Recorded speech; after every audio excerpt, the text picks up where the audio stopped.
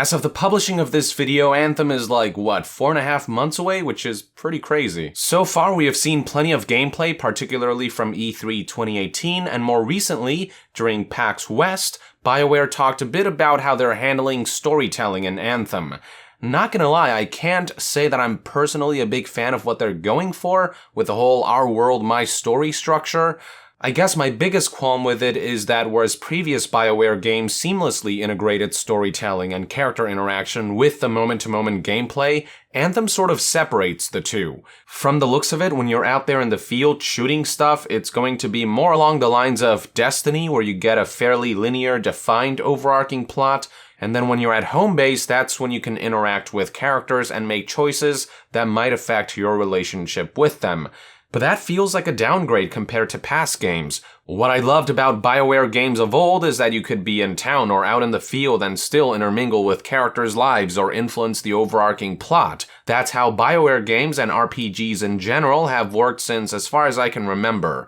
And Bioware promised that they have found a way to solve the issue of including a deep-seated narrative inside a multiplayer-centric game. And yet, everything I've heard so far gives me the impression that narrative sacrifices were made, that storytelling is secondary compared to the shooter-looter aspect.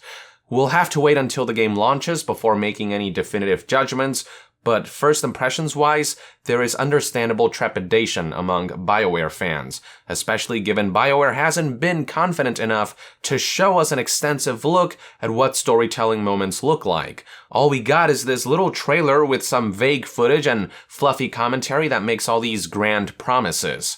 Now, while I am overall skeptical about Anthem, I do take comfort in the knowledge that Bioware is working on more traditional single-player titles like Dragon Age 4 and a brand new Mass Effect game. The hope is that with these games, Bioware can learn from past mistakes and prove that we can get a game that harkens back to the studio's glory days. But after what happened with Andromeda and titles before it, and given how many veteran writers and developers have left the studio in recent months and years, the concern is that Bioware will never be the same again. That concern especially escalated earlier this month on September 2nd, 2018, when website VG247 posted an article suggesting that according to Bioware, future Dragon Age and Mass Effect titles may be heavily influenced by Anthem. This information came directly from the mouth of Michael Gamble, lead producer of Anthem, during PAX West, and the article quoted him providing the following statement. "We've got the continuation of stories after we have launched. If you remember back to the ancient times, we released the game and that would the story for a set of characters, and we released DLC that enabled us to tell unique bits of story afterwards. For Anthem, where we'd all like to see us head, is the ability to tell new great stories throughout the years, throughout the months after launch. So after Anthem, we can say, okay, now we're going to expand the storyline for one of those agents, or now that certain points in the game world have happened, this changes the relationship, this changes this character, this changes the type of missions for certain characters. Or even we add new characters, we add new agents, we can do all that, and Anthem gives us the tools to do all that.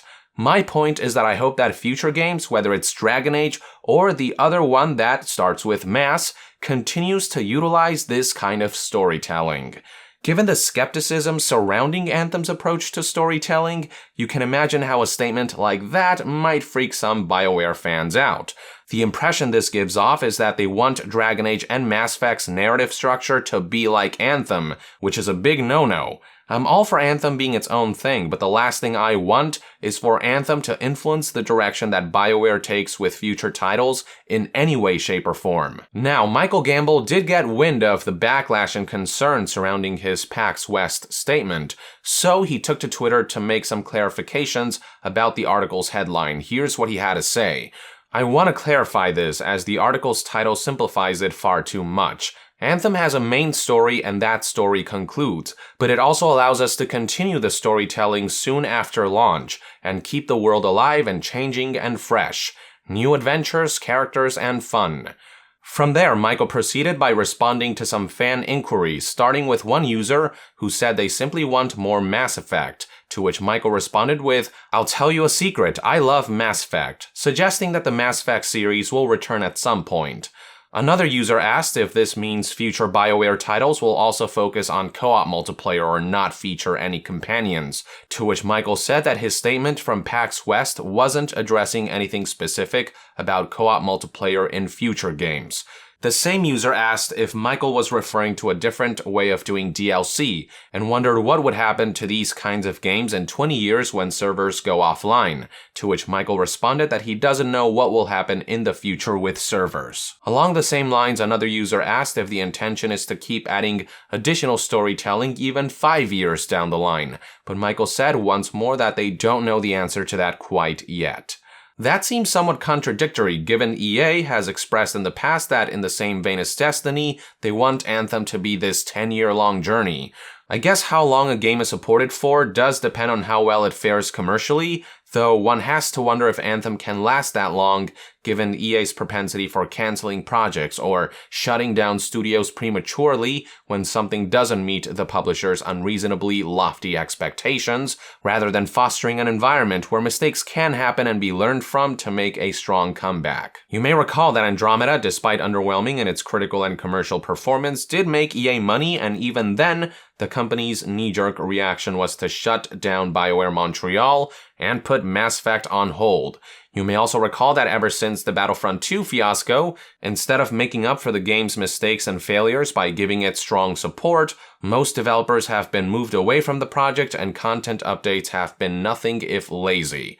It's pretty clear that EA has given up on Battlefront 2 ever since they were forced to disable microtransactions for an extended period of time after the loot box controversy. So yeah, as far as Anthem goes, who knows what EA's metric of success is and how long or how short it will take before they pull the plug should the game not sell as expected. But if it performs well, I'm sure EA will be happy to keep it around for as long as possible.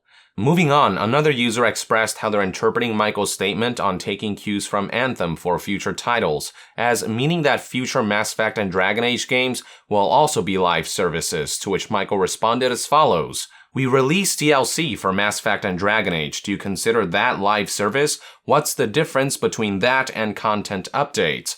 I actually do have an answer to that. While the difference between expansions and live service content updates may seem inconsequential on paper, think about how developers have been shipping their games lately. What I've noticed is that creating a game as a live service has given developers a safety net to release half-baked products, whereas before developers would pull all stops to deliver a complete package and nail it from the get-go before extrapolating with meaningful expansions.